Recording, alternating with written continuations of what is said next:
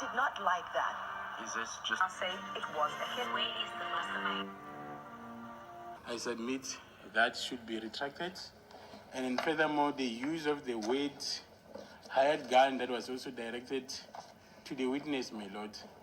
I submit, my lord, the witness should be treated with courtesy, and such allegations cannot be made against the witness, my lord. There are other ways to show that the information is not, the witness is not correct, other than to make such allegations against the witness, my lord. Yes, Mr. Mnisi? Yes, my lord. He can disagree with the witness, my lord.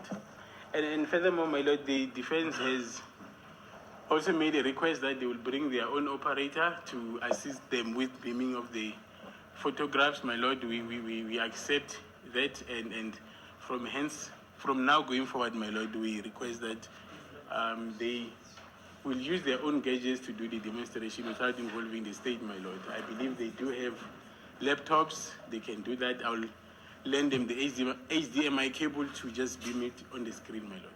Here's the code, please. Yeah. And they must also redo their own experiments, my lord, which is the demonstration that was done on Friday, May. Here's the code, please. Yes.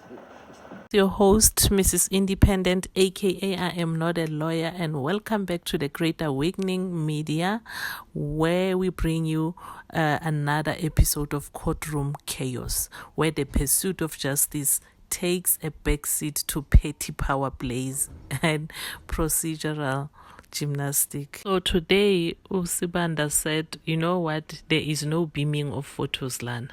We're not playing that game. I'm not allowing you to beam anything. And not only that, this fight with creating one obstacle, Dr. Sibanda went even further. He refuses to allow the prosecution technician to assist with the photo display either. Because apparently in Sibanda's courtroom kingdom, technical assistance is a privilege to be rationed like wartime bread, if you know what I mean. We're asking good now what happened next. So the defense had to scramble, and look around for their own technician while the court was sitting there in an expensive silence. Time is money, justice is delayed, and everyone pretends as if this is normal. Honestly, where was the judge? Our esteemed judge was sitting there during this circus, saying nothing, watching technical difficulty derail proceeding like it's an afternoon entertainment. For a sweet 30 minutes, they had to adjourn. And the real question here is, here's what should concern every South African watching this trial, honestly.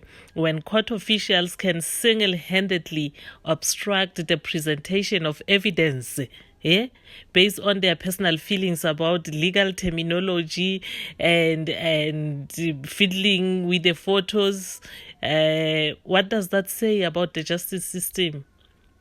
Honestly, ask yourself that question when a defense team had to hunt for technicians like they are searching for parking at the Johannesburg CBD during rush hour, while the judge sits there silently. What message does that send about judicial authority? Can it honestly? All is not lost. So Advocate Mnisi refused to retract that the hired gun usage of weight. He refused altogether, and I think in all this, the only adult in this court was Advocate Ramsepil. His comment about pettiness was spot on professional criticism. Honestly, coming from a lower court, what he saw was baffling, and this is what he had to say. I can't hold myself. As an officer of the court, my lord, to see this level of pettiness amongst counsel. I'm an attorney. I'm not an advocate. I come from magistrates' courts, regional courts before I entered the fray of the High Court, my lord. I've never seen pettiness like this. I've never seen something bordering on the unprofessional like this, my lord. I was taught as a law student, Law 101, back at Wits, 1989, that as an attorney, you stay above your emotions. You represent your client, the state represents whoever, with the quorum to the court, and professionalism amongst us. But what I see today, my lord, I'm baffled. I'm amazed. I can't hold myself. I'm sorry. I had to put that on record.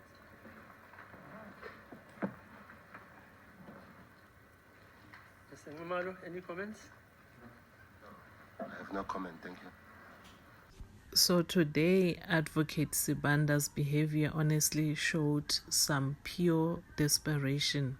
Pure desperation. I mean, him refusing to beam the photo to assist the defense, that is pure unprofessional obstruction.